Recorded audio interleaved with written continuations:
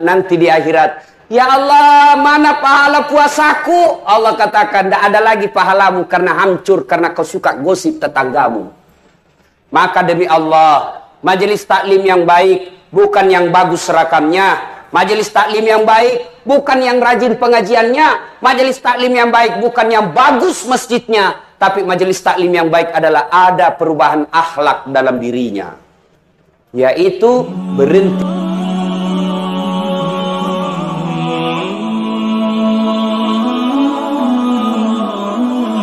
Ibu bapak, saudara-saudara sekalian, Rasulullah Sallallahu Alaihi Wasallam pernah menjelaskan, dalam dirimu terdapat segumpal darah. Ada juga yang mengatakan segumpal daging. Apabila segumpal daging itu rusak, maka rusaklah seluruh anggota tubuhmu. Apabila segumpal darah itu sehat, maka sehatlah seluruh anggota tubuhmu. Kalau kita analogikan dalam ulang tahun Kota Medan, seolah-olah Nabi ingin berkata, wahai warga Medan, penduduk Medan, kalau segumpal darah dalam dagingmu itu, dalam tubuhmu baik, maka Medan akan tentram dan sehat. Tapi ketika warga Medan sakit segumpal darah dalam tubuhnya itu, maka sakit seluruh warga Kota Medan. Nabi bertanya, sahabat bertanya, apa gerangan segumpal darah itu ya Rasulullah? Nabi menjelaskan, qalbu, hati. Ini berarti sehat tidaknya, sakit tidaknya, hebat tidaknya, maju tidaknya, jaya tidaknya Kota Medan dan penduduknya tergantung dari hatinya. Kalau hatinya sehat, sehat warganya. Kalau hatinya sakit, sakit warganya. Maka pertanyaan buat kita bawa pulang pengajian ini, kita yang hadir di sini hatinya sakit atau sehat? Cepat betul. Sakit atau sehat? Sebelum mengklaim dirinya sakit, harus ditahu dulu jenis-jenis penyakitnya. Kalau sudah ditahu jenisnya, penyakitnya ini. Lalu kita cross check, cocokin dengan hati kita. Oh, ini saya kena ini. Sakit hatinya.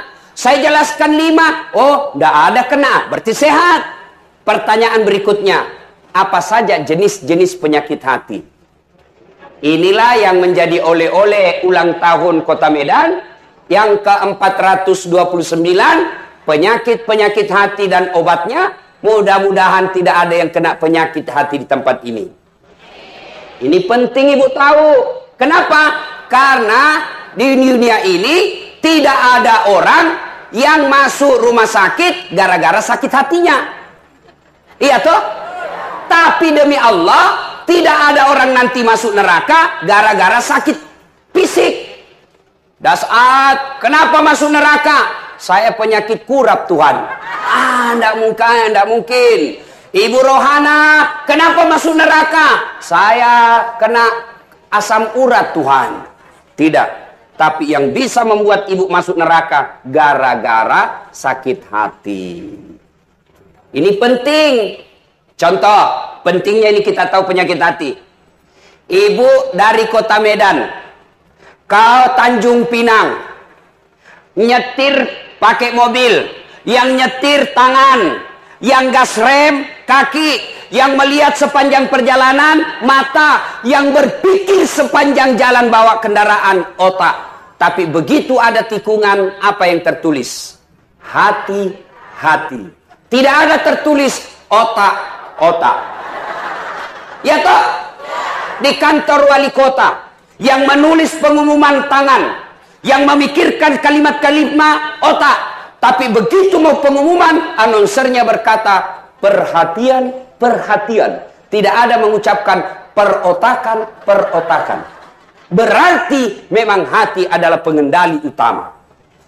Mari kita lihat penyakit-penyakit hati itu.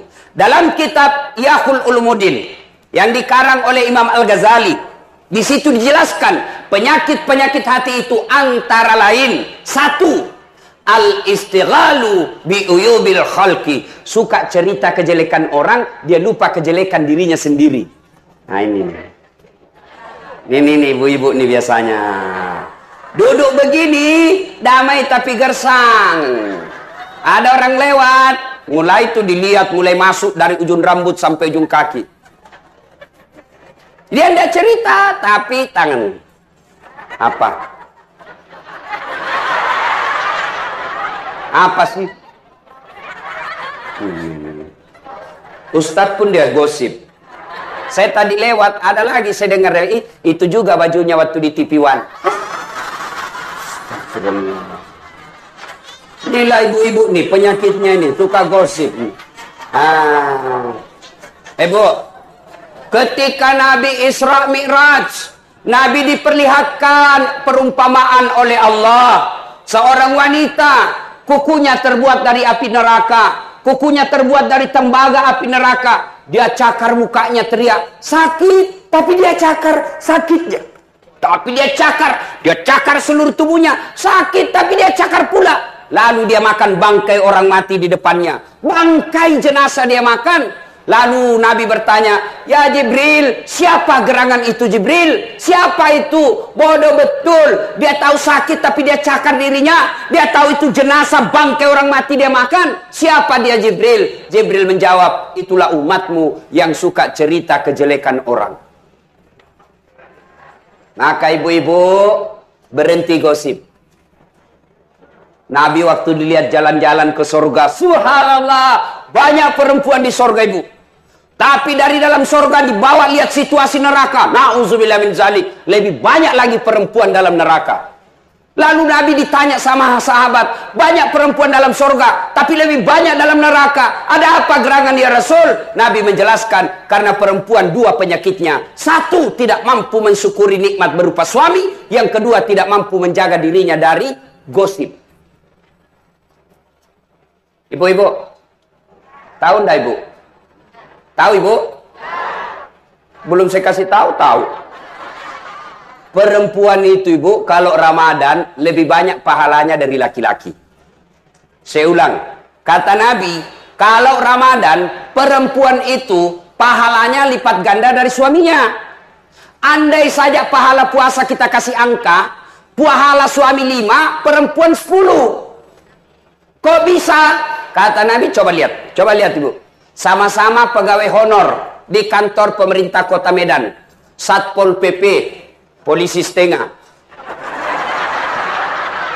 Iya, tuh kan Satpol PP itu kan polisi setengah.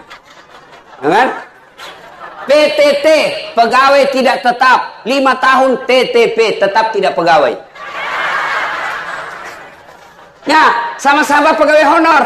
Boncengan sama suaminya, naik motor. Nah, pergi jam 8 kantor, pulang jam 4 sore, Ramadan nih. Kata istrinya, Pak, saya nggak usah langsung pulang ya. Saya mampir dulu di pasar. Saya mau persiapan untuk buka dan sahur. Sehingga istrinya di pasar. Suaminya sudah laju sampai rumah. Istrinya di pasar, keliling semua pasar. Semua sudut pasar diputari. Gara-gara apa? Selisih 1000. Iya tuh bu. Ibu ketawa karena membayangkan diri sendiri. Ya sudah. Beli kelapa, beli minyak, beli ikan, beli sayur. Ah, dia peganglah itu. Berat. Begitu keluar pasar, dia lihat. Naik taksi, 15.000. Jalan kaki, gratis. Jalan lagi dia. Ayo. Ya toh? Sampai di rumahnya, panas. Ayo. Sudah ibu. Sudah selesai. Menjelang buka, suaminya sudah ada di meja. Istighfar. Asyhadu alla ilaha illallah. Istrinya mondar-mandir dapur meja. Meja dapur. Meja dapur. Sudah azan. Allahu Akbar, Allahu Akbar. Suami langsung ngam. Istrinya begitu mau masuk mulutnya, nangis anaknya yang bungsu. Tidak masuk di mulutnya. Ayo nak. Anakku cantik. Ayo. Sudah. Iya toh? Selesai makan, suaminya menuju ke masjid untuk sholat maghrib berjamaah. Istrinya mau juga, tapi terlambat karena ngurusin dulu meja. Sudah rakaat kedua, baru istrinya buru-buru mau ke masjid. Tidak sempat mandi, terpaksa keteknya saja dia cuci. Lari ke masjid. Mau dapat, ini sudah 2 rakaat. Lari ke masjid buru-buru. Sampai mau dekat masjid, dia lupa bawa sarung. Pulang lagi. Ya buru-buru akhirnya lupa bawa sarung. Sampai di masjid, sudah rakaat ketiga, capek. Dan sudah sholat maghrib, suami pulang. Sampai depan TV, nonton sinetron. Istri masuk dapur. Bersihkan dapur, siap-siap pergi tarawih. Sudah itu pergi tarawih bareng suaminya. Suami begitu ceramah tarawih, suami keluar merokok. Istri tidak keluar, dia tinggal dengar ceramah sambil baca Quran, meskipun dalam hatinya, panjang betul ceramahnya ini Ustaz. Ayo, selesai tarawih, balik lagi suaminya. Balik juga istrinya. Suaminya lagi nonton pilpres. Istrinya ngurus dapur. Persiapan untuk makan sahur. Jam 10 tidur suaminya, istrinya belum tidur. Untuk apa? Persiapan makan sahur sebentar. Tidurlah istrinya jam 11. Jam 2 bangun lagi istrinya. Untuk apa? Masak. Dan sambil nunggu masakannya jadi, dia sholat tahajud 2 rakaat. Dan siapa yang didoakan? Bukan dirinya. Siapa doakan? Anaknya. Lagi didoakan. Allahumma rabbi habli minas solihin. Ya Allah, berikan hamba anak yang soleh. Jam 4 dikasih bangun suaminya. Bang, ayo makan bang. Bang, apa suaminya marah? Masih lama ini, masih ada 30 menit. Tidur lagi suaminya ngorok. Istrinya nunggu sampai selesai. Begitu mau imsak dikasih bangun. Bang, sudah mau imsak. Lompat suaminya. Terlambat kau kasih bangun saya. Apa dari tadi dikasih bangun? Karena buru-buru, akhirnya apa? Sambal dia kira sayur. Kepedesan. Sudah sholat subuh, pergi sholat subuh berjamaah bareng-bareng, pulang ke rumah, suami tidur untuk nunggu jam 8, istrinya membersihkan dan merapikan dapur sambil mempersiapkan anaknya pergi sekolah. Apa enggak banyak pahala perempuan? Apa enggak banyak? Ini perempuan dulu. Bukannya sekarang.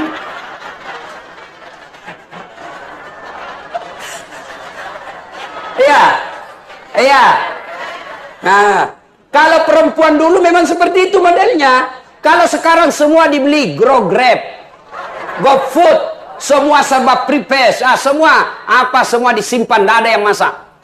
Sudah sedikit pahalanya, sudah itu gosip lagi. Lalu nanti di akhirat, ya Allah, mana pahala puasaku? Allah katakan, tidak ada lagi pahalamu karena hancur, karena kau suka gosip tetanggamu. Maka demi Allah, majelis taklim yang baik bukan yang bagus serakamnya. Majelis taklim yang baik bukan yang rajin pengajiannya. Majelis taklim yang baik bukan yang bagus masjidnya. Tapi majelis taklim yang baik adalah ada perubahan akhlak dalam dirinya. Yaitu berhenti gosip. Maka majelis taklim yang datang, yang baik datang. Apa dia bilang?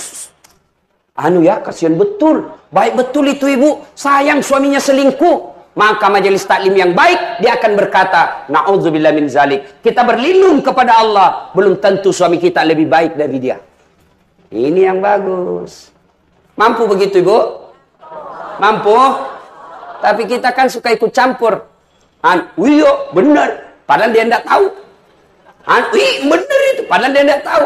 Ini yang selalu ikut campur, biar bukan urusannya, nanti takdirnya hidupnya seperti tauge.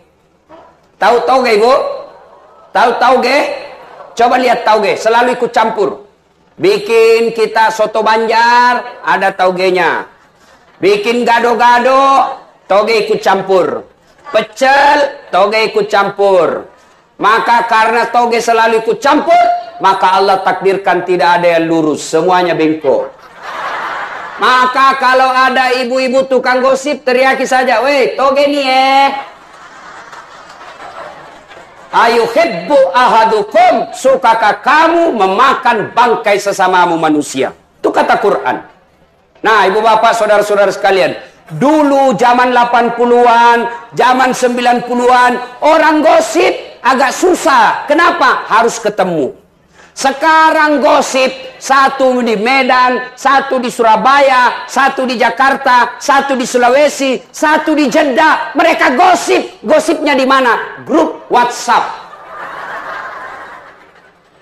Iya toh? Sampai ustadz pun dia gosipnya. Selesai ceramah dia panggil kabar agama. Pak, jangan lagi kau undang itu Ustaz Dasat. Kenapa? Tidak suka saya ceramahnya. Ah, kenapa bisa? Masa 5 dia bahas saya terus dia kena. Gosip, itulah yang disebut sekarang hoax. Menyebarkan berita bohong. Itu dosanya habis kau punya amal. Kestor amal kebaikanmu habis nanti amalmu. Kenapa? Diambil orang-orang yang pernah kau gosip. Maka saya kalau ada yang gosip saya, dia bully saya di Facebook, dia bully saya di WhatsApp, dia bully saya di medsos. Dia, Ustaz, dia benci sekali kita itu Ustaz. Kenapa kau bilang dia cerita ke kiri kanan? Saya bilang, tidak apa-apa. Itu dia sayang saya. Maksudnya Ustaz, karena nanti ketika di akhirat hari pembalasan, amalnya saya ambil, dosaku saya kasih.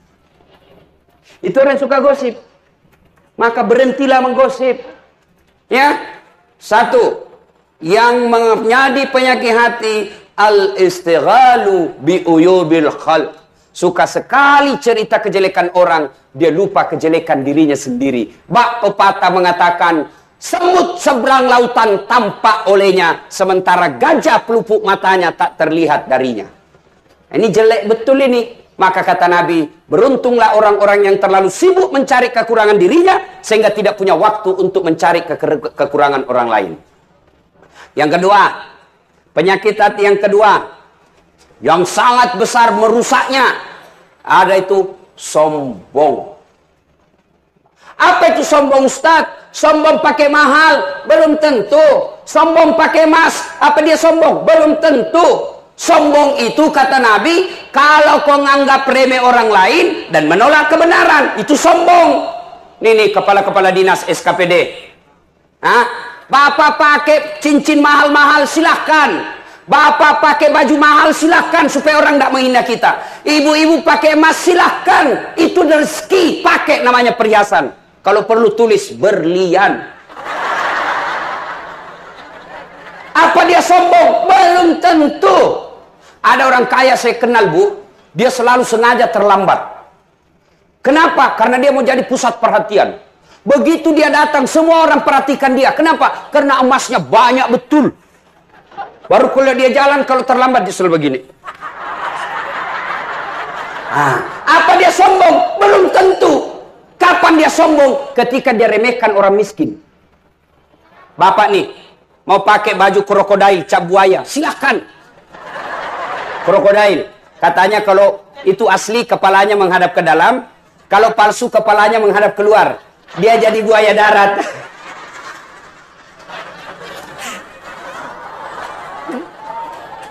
Apa sombong? Belum tentu. Kapan dia sombong? Ketika diremehkan orang yang jelek bajunya. Kau tahu ini krokodil, cap buaya dari Singapura, harga 2 juta. Kamu tidak bisa beli, pengangguran. Sombong. Ibu-ibu, pakai perhiasan emas, silahkan. Kapan dia sombong? Ketika kau remehkan orang miskin. Kau tahu ini masku, emas Dubai 70 juta. Kamu pengangguran suamimu tidak bisa beli, kau orang miskin. Sombong. Nah, sekarang apa sebabnya orang sombong? Kata Nabi, orang bisa sombong ini gara-gara apa? Satu, kata Nabi, bertambahnya ilmu. Sombong ini termasuk yang banyak gelarnya. Tuh, mulai sangka buruk. Bukan saya, jangan tunjuk ke depan. Ada orang sombong di sini. Jangan sombong. Ayo, ada orang sombong, termasuk diantaranya ada ustadz yang sombong. Banyak. Mana ustadz yang sombong? Yang tidak mau menerima perbedaan pendapat. Sekarang banyak mengaku dirinya ustadz tapi tidak punya akhlak. Hebat ilmu fikihnya, hebat ilmu tasawufnya, hebat ilmu qiraahnya, tapi hilang ilmu adabnya. Padahal puncak dari semua ilmu adalah adab. Banyak sekarang orang baru belajar agama 6 bulan. Itu pun melalui YouTube. Salah semua orang. Kayak dia saja mau masuk surga sendiri. Halal bihalal, bid'ah. Tidak pernah pada zaman Nabi. Taksiyah, bid'ah. Tidak ada pada zaman Nabi. Maulid tidak ada pada zaman Nabi, bid'ah. Isra Mi'raj, bid'ah, tidak ada pada zaman Nabi. Bid'ah, sesat, sesat, masuk neraka. Nenekmu punya neraka. Kayak dia saja panitia hari kiamat. Ada juga itu ustaz begitu. Belajar agama tidak tahu dari mana. Semua dia salahkan. Ayo. Ada yang begitu. Kalau tidak sepaham dengan dia, sesat kamu. Ini terutama adik-adik nih, yang mengaku dirinya kelompok hijrah. Adik-adik, bapak-bapak yang mengaku dirinya hijrah. Hijrah itu bukan sekedar pelihara jenggot. Hijrah itu bukan sekedar celana jingkrang. Hijrah itu bukan sekedar bicara afwan. Jazakallah. Kaifa haluk ya akhi?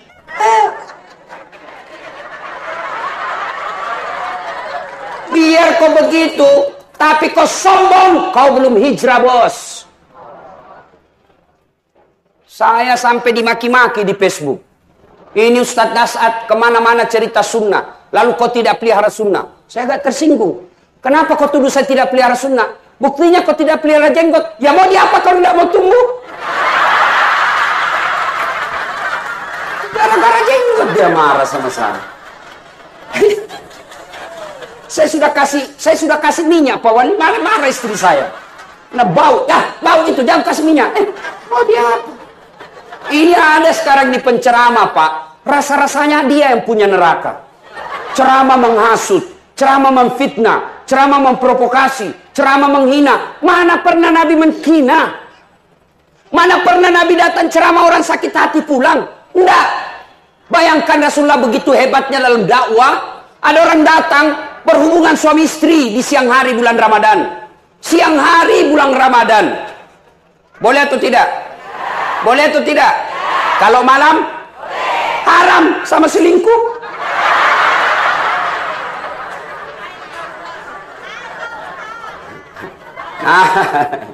Datanglah ya Rasulullah, saya berhubungan suami istri. Kata Nabi, waduh, kartu merah 3. Kamu besar pelanggaranmu. Puasa 6 hari berturut-turut. 6 hari berturut-turut. Ya Rasulullah, 1 bulan aja saya kecolongan. Ini 2 bulan tidak tahan ya Rasul. Sudah kalau gitu kau kasih makan fakir miskin di kampungmu. Saya orang miskin ya Rasul. Kata Nabi, ini ambil kurma, ambil ini, bawa ke kampungmu, cari orang miskin, kasih makan. Ya Rasulullah, saya paling miskin di kampungku. Nabi bilang, ini sudah miskin melanggar pula. Apa Nabi marah? Apa Nabi marah? Nabi lalu berkata, ya sudah kau makan sendiri. Coba. Ini ada orang. Adik-adik yang baru belajar agama, silakan cintai agamamu, silakan pakai mazhabmu, silakan pakai apa yang kamu yakini betul menurut keyakinanmu, tapi jangan kau lecehkan dan kau salahkan orang yang tidak sesuai dengan pahammu. Contoh Ibu, kenapa ada imam mazhab? Karena sumber hukum Islam itu ada 3. 1 Quran, 2 hadis, sudah pendapat ulama. Quran hadis itu tidak ada videonya, tidak ada gambarnya, tidak ada tutorialnya. Beda kalau ibu beli handphone, cara pemakaiannya gampang dicontoh. Kenapa? Ada petunjuknya di handphone itu, videonya, cara mencabut baterai, cara memasang charge, itu ada videonya, jadi bisa dicontoh. Tapi hadis, dia hanya dalam tertulis, tidak ada videonya, Nabi tidak ada gambarnya, maka hanya tertulis, maka orang mengangan-angan, oh begini. Contoh, hadis. Saya melihat Nabi takbir mengangkat kedua belah tangan sejajar dengan bahu.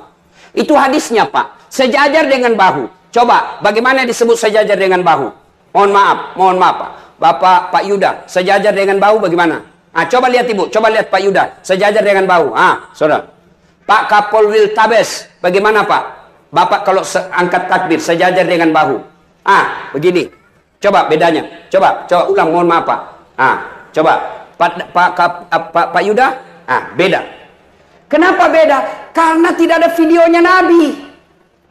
Maka orang yang menafsirkan sejajar dengan bahu, maka ditafsirkan ulama pertama begini namanya sejajar dengan bahu. Allahu Akbar. Kenapa? Dia lihat dari depan sejajarnya ini. Allahu Akbar. Yang kedua, seperti Pak Polisi tadi, Allahu Akbar. Dia lebih tinggi. Kenapa? Karena sejajarnya dari atas. Nah. Salah, cocok semua. Yang membuat kita bertengkar, yang begini disalahkan yang begini. Yang begini disalahkan begini. Maka tengkar kita. Kalau Bapak yakin, silahkan pakai Bapak yakini. Silahkan, tapi jangan salahkan orang. Ayo, meletakkan posisi tangan setelah takbiratul ihram. Allahu Akbar, minimal 4 cara. Allahu Akbar, antara dada dengan pusat. Satu. Yang kedua, Allahu Akbar, di bawah pusat. Bukan di bawah sekali. Yang ketiga, Allahu Akbar, di atas dada. Yang keempat, Allahu Akbar, lurus. Mana yang cocok? Semua cocok menurut imam mazhabnya. Mau begini silahkan, mau begini silahkan, mau begini silahkan, mau begini silahkan. Yang mana salah kalau kau pakai semua? Allahu Akbar. Salah itu bos. Kau tidak konsisten. Jelas? Jangan sombong gara-gara ilmu. Ada kau sombong terlalu banyak gelar, Allah marah, dia kasih pikun kamu. Pikun, tidak ada obatnya. Ada dosen bu, sombong sekali banyak ilmunya. Begitu dekat pensiun diprotes sama istrinya. Pak, biasanya kalau kau mau pergi mengajar, kau cium-cium jidatku. Ini sudah hampir 2 minggu, kau tidak pernah cium lagi saya. Kata suaminya dalam hati, siapa yang cium selama ini? Ternyata pembantunya dia cium. Apa yang mau disombongkan? Jangan juga modus pak. Teman-teman sudah dengar begini pura-pura pikun. Masuk kamar pembantu didapat anaknya, saya kira mamamu nak.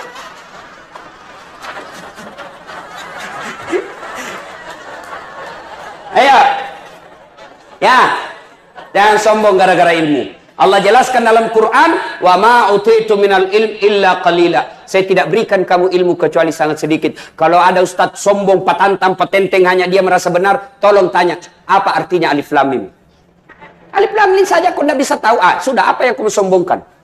Yang kedua, sebab orang sombong, apa itu? Bertambahnya pangkat jabatan. Wali kota, jangan sombong. 5 tahun, bos. Terpilih lagi, ya maksimal 10 tahun. Tidak terpilih, wabillahi taufiq wal hidayah, keluar. Apa kamu sombong? Ayo, wali kota saja tidak boleh sombong, apalagi wakil wali kota. Kenapa nih mau sombong? Ayo, kepala dinas kau mau sombong? Jangan sombong, jadi kepala dinas karena wali kota suka sama kamu. Biar wali kota suka sama kamu, kalau istrinya wali kota tidak suka, repot juga. Apa ini pak? Benar, benar. Apa yang mau disombongkan? Ayo, Kapolres Dandim. Jangan sombong. Ada batasnya mas bro. Apa batasnya? Pensiun. Patantang petenteng ada pangkatmu, pensiun, kembali kau jadi rakyat. Ayo, apa yang mau disombongkan? Ayo, apa lagi? Jangan sombong gara-gara pangkat jabatan, semua ada batasnya. Anggota DPR, iya kalau terpilih lagi. Ayo. Pernah dengar ceritanya anggota DPR di akhirat? Pernah dengar cerita anggota DPR, Pak? Oh, ini ada penghafal Quran masuk surga. Dia masuk surga. Tiba-tiba, ini Pak Imam, dia lihat, banyak betul anggota DPR di surga. Dia pergi protes sama malaikat penjaga surga. Malaikat, kenapa banyak anggota DPR di sini? Di negara saya banyak OTT, korupsi. Kenapa bisa? Dia bilang malaikat, tidak usah kau ribut. Dia cuma reses. Sebentar lagi dia pulang.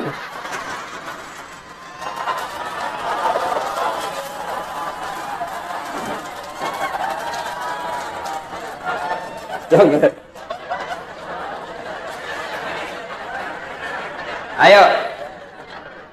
Apalagi yang membuat orang sombong? 1 tambah ilmu, 2 tambah jabatan, 3 tambah harta. Ini biasanya kontraktor. Tim sukses. Ada kontraktor di sini? Ada? Ibu pernah dengar cerita kontraktor di akhirat? Pernah? Oh, ini di akhirat SMS antara penghuni surga dengan penghuni neraka. Dia bilang penghuni neraka, "Mas bro, apa kabar kau di situ?" Dia bilang, "Masya Allah, enak betul di sini. Satu laki-laki, 7 bidadari, 7 bidadari, 7 pak." Jadi bapak yang tidak sempat poligami, tenang, disediakan 7 pak. Dan tidak seperti istri di rumah, bidadari suci terus, tidak pernah kentut. Sama ibu-ibu kita, makin tua makin rajin kentut. 7 bidadari. Ada yang datang sama saya selesai dengar ceramah, "Ustaz, betulkah itu nanti satu laki-laki 7 bidadari?" "Betul ibu." "Jadi suami saya juga 7?" "Iya ibu." Langsung dia bilang, "Ustaz, saya sayang betul sama suami saya. Bolehkah saya berdoa, ya Allah, tidak usah kau kasih bidadari suamiku, cukuplah saya bidadarinya dunia akhirat." Saya bilang, ini ibu sudah sukses, sudah siksa suaminya di dunia, mau lagi lanjut di akhirat.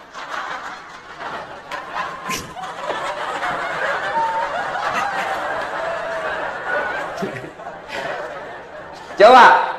Nah, lalu dia bilang ini penghuni surga, "Kamu bagaimana kabarmu di neraka?" "Masya, tidak ada enaknya di sini, di blender terus kita. Tidak ada jam istirahat, hancur semua kita di sini." Dia bilang penghuni neraka, "Bolehkah kami jalan-jalan ke surga?" "Bolehlah, sinilah kau." "Bagaimana caranya?" Dia bilang, "Gampang. Ini di neraka kan kreatif, pandai mencari solusi." "Gimana caranya?" Kata penghuni neraka, "Kami bikin jembatan dari neraka, kamu juga bikin dari surga, kita ketemu di tengah. Oke? Setuju? Setuju. Lelang proyek."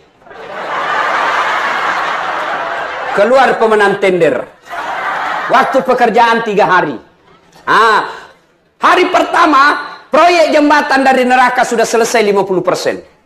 Hari kedua, tuntas 70%. Hari ketiga, efisien dan efektif. Tuntas semuanya, bersih. Dilihat dari surga, kenapa proyek dari surga belum mulai-mulai? Nggak goyang-goyang proyeknya. Teriaklah ini dari neraka. "Woi, kenapa kau belum mulai proyekmu? Kami sudah sampai di tengah sesuai kesepakatan." Apa kata dari surga? "Bagaimana caranya mau dimulai? Kontraktor, pengawas, pemborong, panitia, ada semua di situ."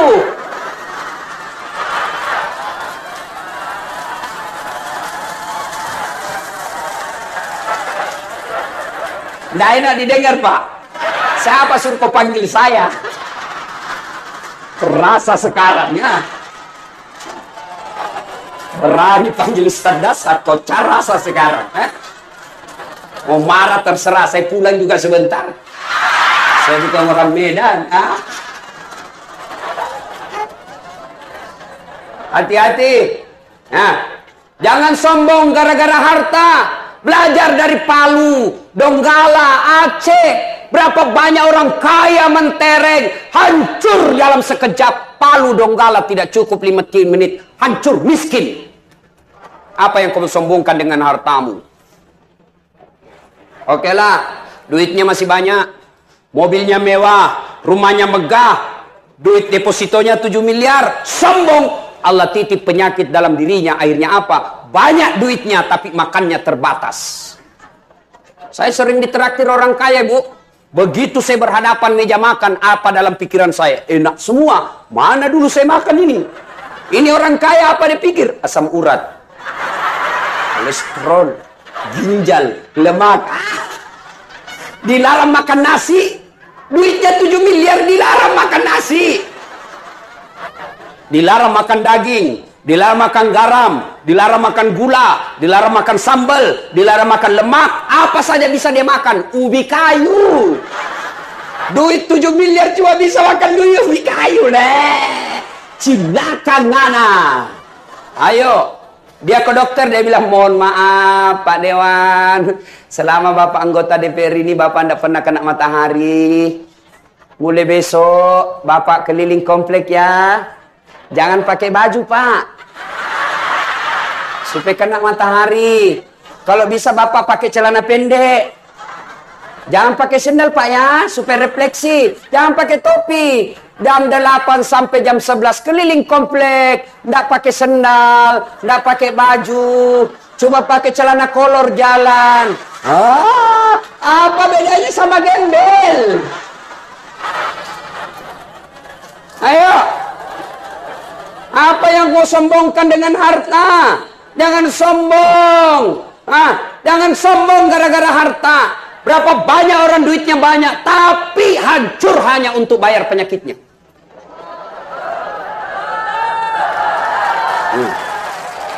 Yang ketiga, sebab sombong.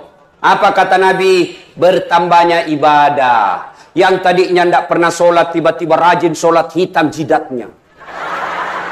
Soal hitam di jidat gampang ibu. Kau beli balsam, sujud, gosok 5 menit siap sujud. 2 hari hitam. Jangan sombong. Allah tidak sombong.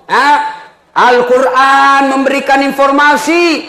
Kaya sombong, Qarun, haram masuk surga. Pejabat sombong, Fir'aun, haram masuk surga. Ilmuwan sombong, Kal'an sombong, haram masuk surga. Allah tidak senang orang sombong. Kenapa? Karena sombong itu pakaian Allah, tidak boleh kalian pakai. Apa yang Anda mau sombongkan?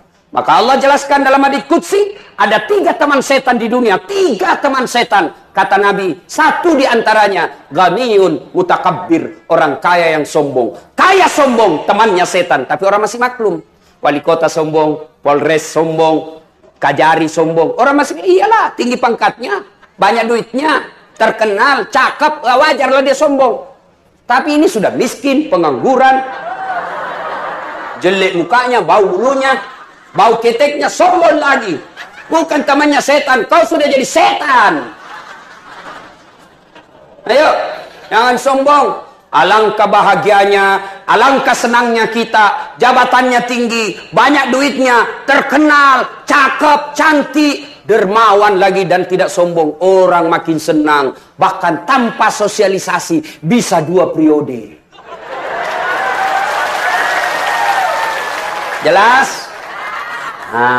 Maka jangan sombong. Sombong inilah yang bisa memecahkan persaudaraan. Ya, makna terpenting kita ini kita bisik-bisik Pak Wali. Persaudaraan. Yang ketiga sekarang, penyakit hati. Yang ketiga, al-mutakhawilu bis-shalah. Menganggap enteng sholat. Itu penyakit hati paling besar. Ibu-ibu banyak tidak sholat. Kapan Ustadz? Ketika selesai haid. Dapat bonus 5 hari, dia tambah 2. Dia bilang suaminya, biasanya kok cuma 5 hari, kok belum sholat. Ini sudah 7 hari. Apa kata istrinya? Belum bersih bang. Masih ada sedikit-sedikit. Kata suaminya, kok bohongnya? Apa bohong? Saya kasih lihat. Apa mau dikasih lihat?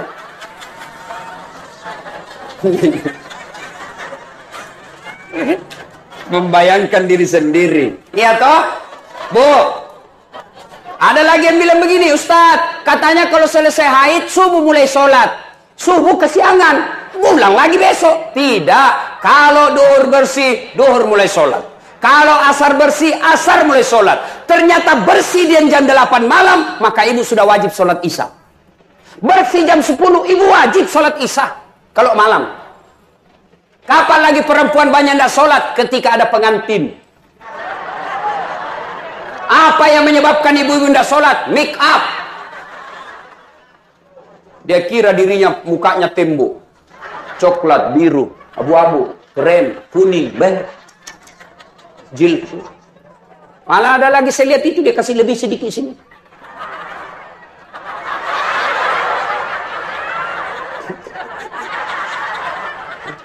Banyak sekarang perempuan palsu. Bibirnya merah, palsu. Pipinya biru-biru, palsu. Bulu matanya panjang, palsu. Alisnya tebal, palsu. Pantatnya gabus.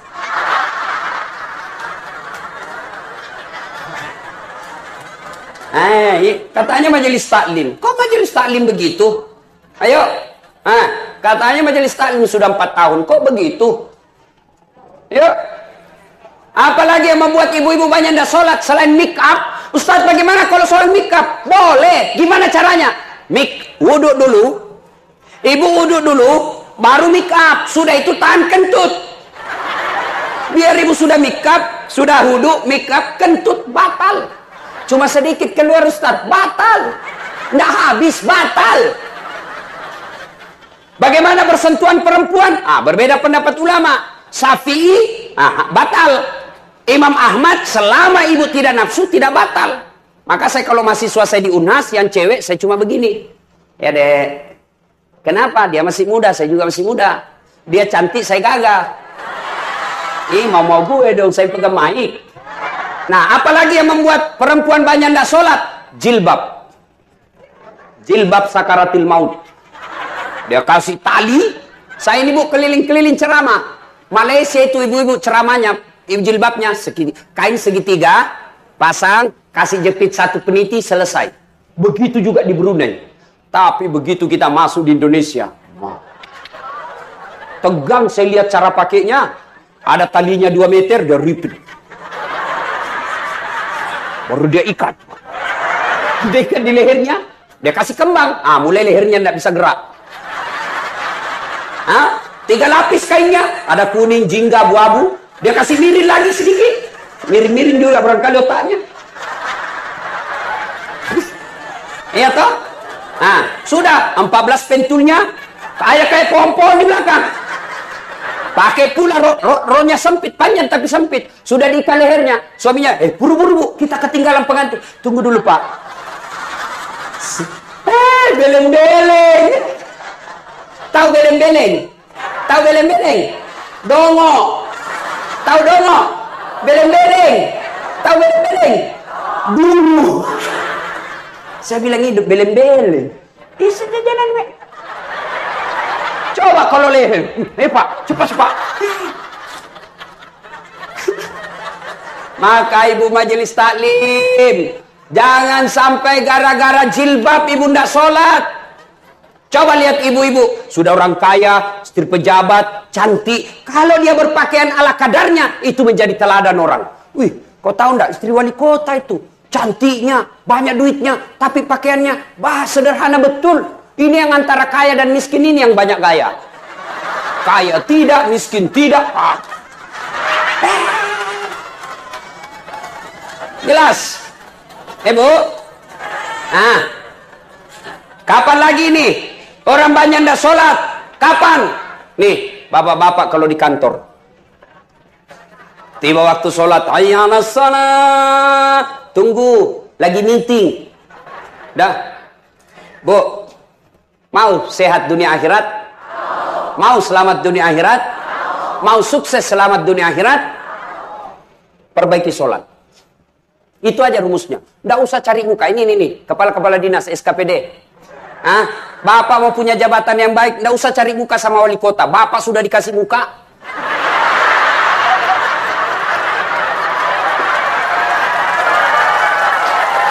Ada juga itu ASN, kayak nggak punya harga diri depan wali kota. Ya pak, siap. Keren. Yuk perbaiki aja sholatmu, Allah yang ngatur. Kecil itu jadi kepala dinas, kecil jadi camat, kecil jadi asisten. Kalau Allah yang gerakkan, tidak ada kekuatan manusia bisa lagi. Ini, ya pak, kita serah bapak aja pak. Cemen lu men. Coba, nih Pak Wali Kota, Pak Kapolres, itu ada ajudannya. Coba lihat kalau Pak Wali Kota panggil ajudan. Mana dia berani menantang? Ajudan, siapa? Biar lagi ngerokok, dia buang rokoknya. Siapa perintah? Ayo. Mana ada ajudan? Panggil, ajudan. Tunggu dulu pak, saya lagi meeting. Bilang kok dikasih pindah kok. Ayo. Pada wali kota ada habis jabatannya.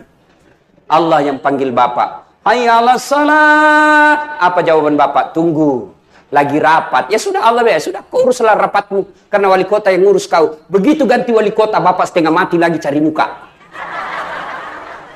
Ayo, capek pak cari muka sama manusia. Lebih cari muka kepada Allah.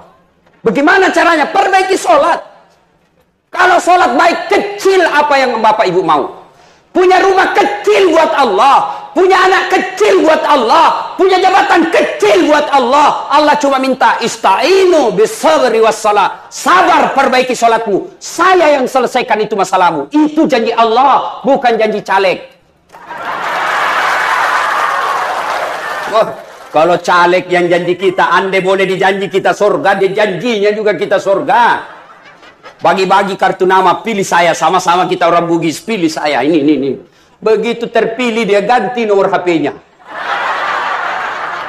Nah ya sudah, perbaiki sholat. Adik-adik, ada di sini masih pegawai negeri, pegawai honor, kau perbaiki sholatmu, Allah yang kasih kamu. Wallahi, saya dulu orang susah-susah jadi pegawai. Saya Unhas yang minta saya ngajar. Universitas saya minta saya ngajar. Dicuri saya punya berkas. Dihilangkan saya punya berkas. Malah Allah lebih murahkan dikasih surat khusus. Coba. Kalau Allah yang mau kecil itu jadi pegawai. Yang tidak masuk akal saja boleh terjadi kalau Allah mau. Apalagi yang ada jalannya. Contoh Bapak. Yang namanya tidak masuk akal. Ya, Bapak tidak pernah sekolah polisi. Tiba-tiba mau jadi Kapolres. Itu tidak masuk akal itu. Ayah, tapi kalau Bapak pegawai negeri sipil, mau jadi sekda, itu ada jalannya. Ada jalannya, jadi tidak usah putus asa. Yang tidak ada jalannya saja Allah kasih, apalagi kalau ada jalannya. Mana yang tidak ada jalannya? Contoh saya kasih. Perempuan boleh tidak hamil tidak pernah disentuh laki-laki? Bisa tidak perempuan hamil tidak pernah disentuh laki-laki? Tidak mungkin kata ilmu biologi, tidak masuk akal kata manusia. Tapi kalau Allah yang mau, Siti Maryam, wanita suci, tidak pernah disentuh laki-laki, hamil melahirkan Isa alaihi salam. Cuma sekarang banyak juga yang bersaingan Siti Maryam. Hamil tidak ada suaminya, beleng-beleng. Itu asli beleng-beleng itu. Ayo.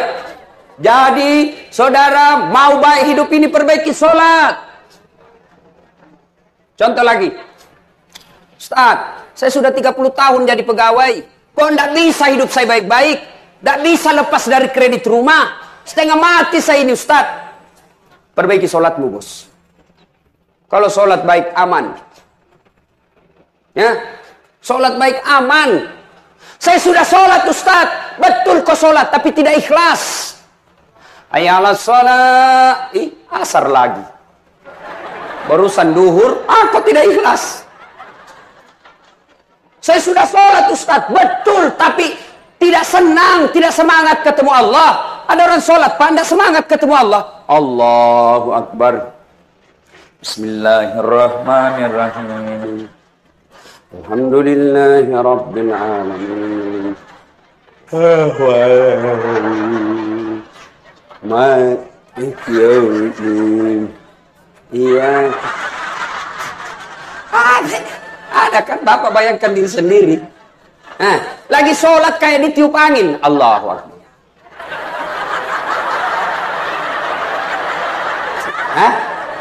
Ya memang ada karena itu ibu. Sholat Allahu Akbar.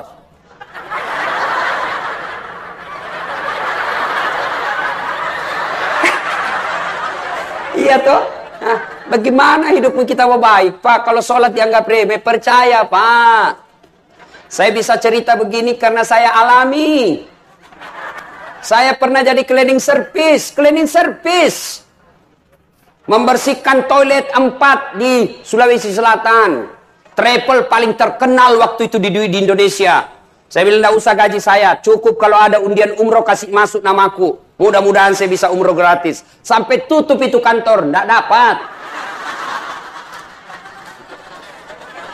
Ayo. Tapi alhamdulillah saya perbaiki sholat. Sekarang saya punya travel. Kapan saja saya mau umroh. Ayo. Saya pernah dihina teman saya waktu sekolah. Ada saat tidak malu-malu kau pakai cakar. Cakar itu baju rombengan, baju bekas. 10.004 masih bisa ditawar. Saya tidak malu. Dihina kakak senior saya di kampus. Alhamdulillah saya perbaiki sholat. Sekarang yang pernah hina saya, tahun Ramadan lalu yang baru-baru saya kasih lagi zakat. Sudah tahun ke-8. Kecil. Dulu saya jalan kaki pergi sekolah. Berkilo-kilometer. Alhamdulillah sekarang sudah punya kendaraan. Tidak takabur, tidak bermaksud sombong. Di Sulawesi terbatas orang yang punya seperti kendaraan saya. Dengan izin Allah. Apa gunanya Allah kasih kita? Allah yang punya dunia. Kecil buat Allah. Allah cuma minta perbaiki sholat. Mau ketemu wali kota susah. Kenapa susah? Bukan sombong, memang protokolernya ngantri kalian. Jadi tim sukses.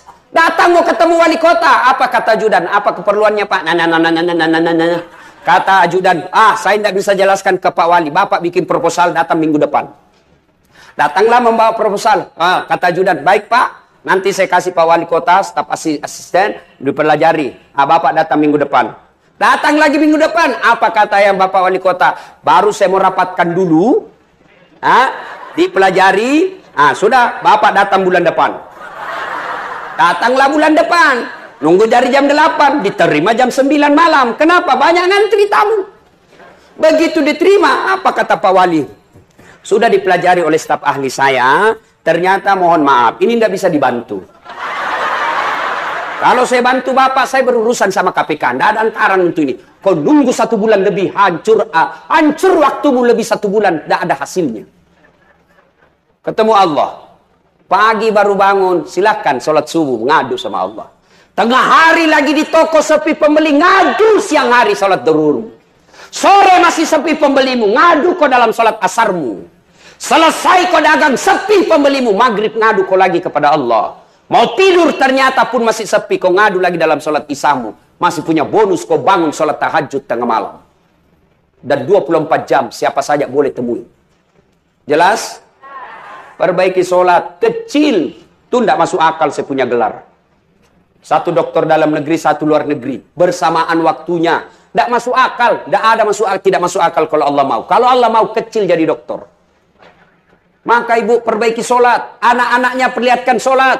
Bapak wali kota mohon. Kalau ada yang mau jadi pejabat, periksa sholatnya. Gimana caranya Ustadz? Gampang. Suruh datang jam 5 sore. Maghrib suruh azan. Suruh azan, suruh imam sholat jamaah. Kau imam sholat jamaah deh. Kalau bacaannya tidak jelas, malas sholat ini orang. Demi Allah, kalau orang baik sholatnya Pak, aman. Tapi kalau tidak beres sholatnya, Tuhannya saja ditipu, apalagi bosnya. Jangan marah ya Pak, jangan marah. Tapi kalau Bapak mau marah, tidak apa-apa, saya sudah mau pulang juga. Ayo, perbaiki sholat. Yang berikutnya, kalau sudah sholat 5 waktu, maka wujudkan sholat jamaah. Berbicara soal persatuan, belajar dari sholat jamaah. Coba sholat jamaah di masjid. Ada yang datang dari kanan, ada dari timur, ada dari selatan, ada dari barat, utara. Begitu masuk, semua menghadap ke satu arah. Tidak mentang-mentang dia wali kota, datang dari timur, dia menghadap ke timur. Gila ngana. Ayo Pak, tidak mentang-mentang tinggi pangkatnya Kapolres, begitu dia masuk, saya mau membelakangi imam. Tidak bisa Pak, semua menghadap satu. Kalau Bapak mau belajar persatuan, belajar dari jamaah. Sholat jamaah, coba lihat. Ada suku Bugis, ada Jawa, ada Madura, ada Medan. Berbeda suku, tapi begitu takbir tetap sama.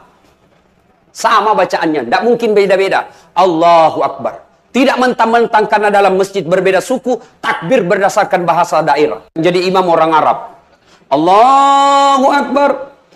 Datang makmum orang Bugis.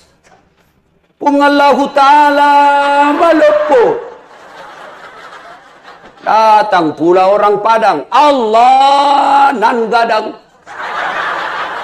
Datang orang Banjar. Allah ganal bujur. Terakhir orang gaul dari Jakarta. Allah gede banget gitu loh. Kacau sholat. Nah ini belajar persatuan dari sholat. Ya, jangan berpecah belah. Pemilu sudah selesai. Tidak ada lagi 01, tidak ada lagi 02. Sekarang 01 tambah 02 sama dengan 03. Persatuan Indonesia.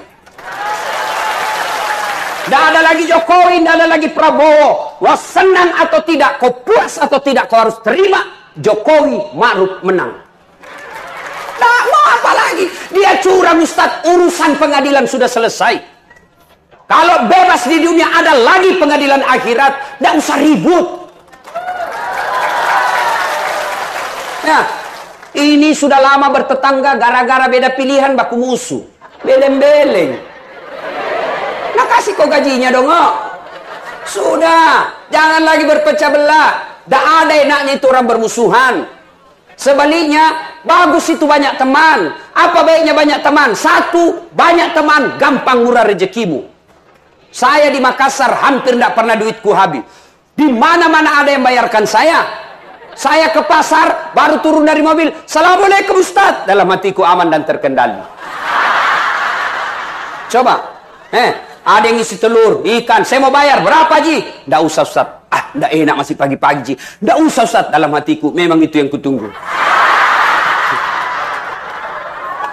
Istri saya itu senang betul kalau saya ke pasar. Tidak keluar duitnya. Yang kedua, banyak teman, gampang selesai masalah. Kenapa bisa Ustaz? Coba lihat. Saya ke Polres. Baru turun dari mobil, dilihat CCTV sama Kapolres. Assalamualaikum Ustaz. Siap Komandan. Waalaikumsalam. Kenapa Ustaz? Perpanjangan SIM Komandan. Panggil Kasat Lantas. Urus SIM-nya Pak Ustaz. Selesaikan cepat ya. Jangan lagi kau minta uangnya. Dosa kau uang Ustaz kau makan. Selesai masalah. Coba. Ayo. Banyak teman gampang selesai masalah. Yang ketiga, banyak teman panjang umur. Ayo, saya kemarin dari Sukabumi mau pergi ceramah, lanjut ke Istana Wakil Presiden. Perjalanan saya lewat di Bogor. Ya, tempatnya menaranya saya lihat menara masjidnya As-Sikra. Guru kita Arifin Ilham. Begitu saya lihat, saya bilang kita doakan Al-Fatihah.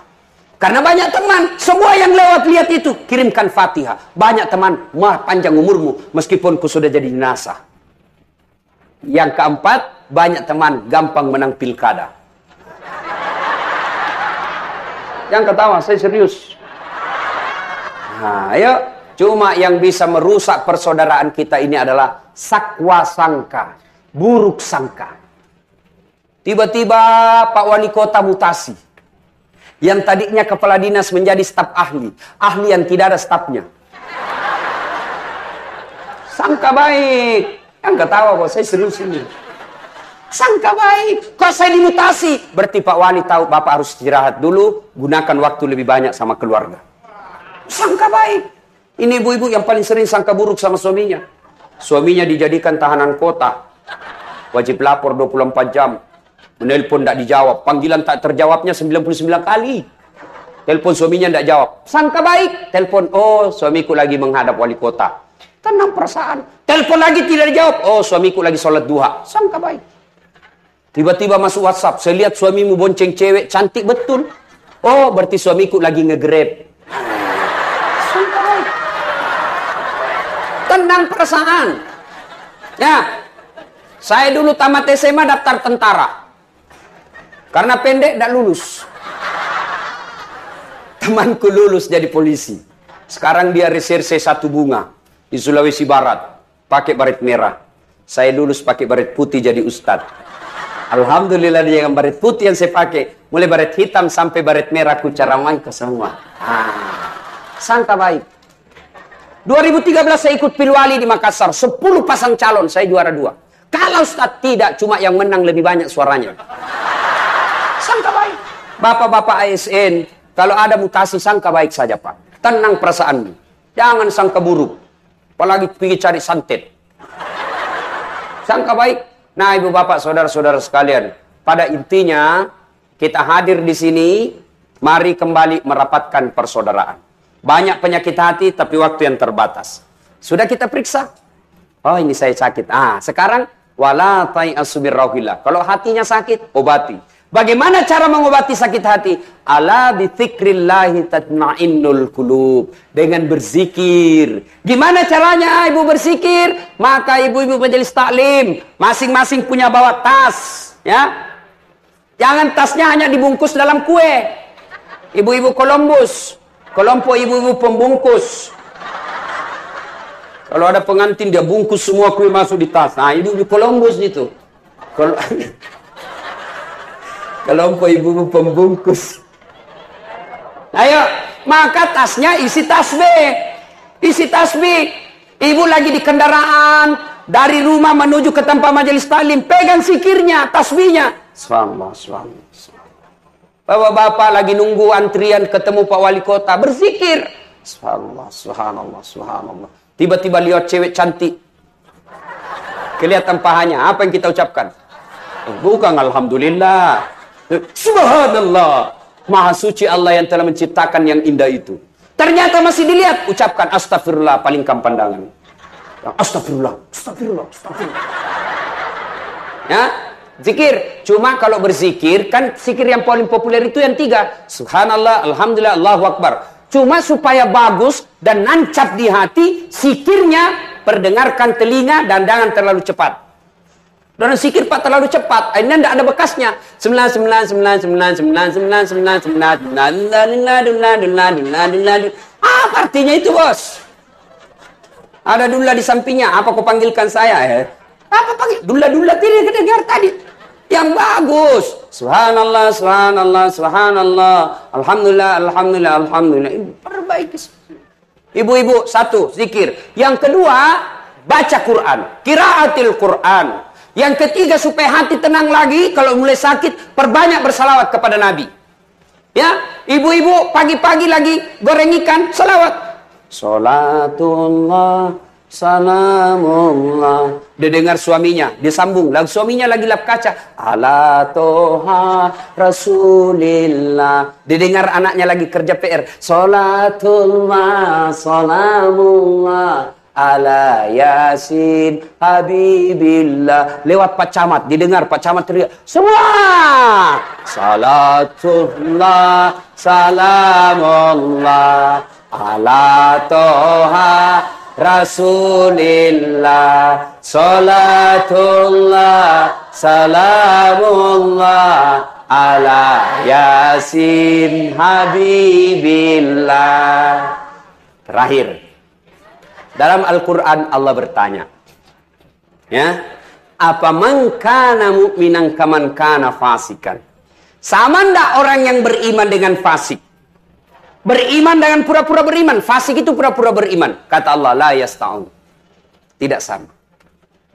Apa perbedaannya? Menurut Quran, innamal mu'minuna alladzina isa sukirallah wajilat qulubuhum. Orang yang baik imannya, kalau dia dengar ceramah, dia dengar dakwah, dengar pengajian, maka dia berkata, makin bertambah imannya.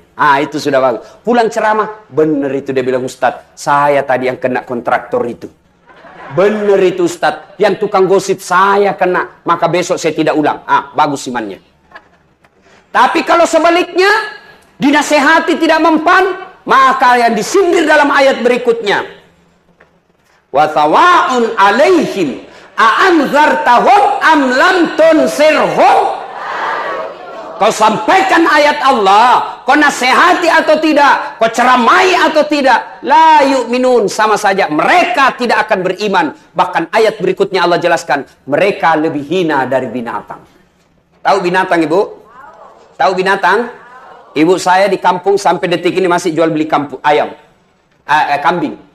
Itu kalau ada kambing beliau yang nakal, suka seruduk temannya, dia panggil penjaga kambing, kau jual itu kambing. Nakal itu, dia ganggu temannya. Sampai di pasar, Bu Haji, tidak ada yang beli, bawa pulang, potong kita makan sama-sama. Kambing, nakal, jual, tidak laku, potong kita makan. Tapi kalau ada ibu di sini, tukang gosip, tidak sholat, tukang tipu, ini apa? Potong. Siapa yang mau makan? Ayo, jual. Siapa yang mau beli? Merugikan. Maka ini disebut mereka lebih hina dari binatang. Inilah tujuan daripada pemerintah Kota Medan mengajak kita ke sini agar kita bisa lebih baik dari binatang dan tidak menjadi lebih hina dari binatang. Acara ini bukan anggaran yang sedikit. Tapi kalau pulang tidak ada perubahan, kasihan Pak Wadi. Pulang-pulang tidak ada perubahan, ibu-ibu majelis taklim tetap masih mau disogok, tetap kasar sama suaminya, tidak ada guna. Ibu-ibu yang kasar sama suami, berhentilah ibu. Biar hitam jidatmu gara-gara sholat, Senin Kamis kau puasa, tahajud tiap malam, tadarus tiap hari, tapi kurang ngajar sama suami. Jangankan masuk surga, kata Nabi, baunya surga kau tidak dapat. Ya, jelas ibu? Ya. Begitu juga bapak-bapak. Biar rajin Senin Kamis, tapi kalau khianat sama istrinya, tidak bakal masuk surga. Alasan rapat, ternyata pergi merapat. Ada yang sampai ketangkap basah sama suaminya. Kalau ditelepon sama teman selingkuhnya, dia tulis wali kota. Jadi setiap bunyi teleponnya, wali kota ibu, jangan angkat, jangan angkat. Ternyata satu ketika diangkat, ini perempuan, ternyata teman selingkuhnya. Kalau saya temanku yang SMP, yang suka telepon-telepon saya dulu, kasih cinta-cinta monyet, itu nomor teleponnya saya tulis, nomor teleponnya di situ, penjual batu bata. Setiap dia menelpon saya, aku angkat tagihan.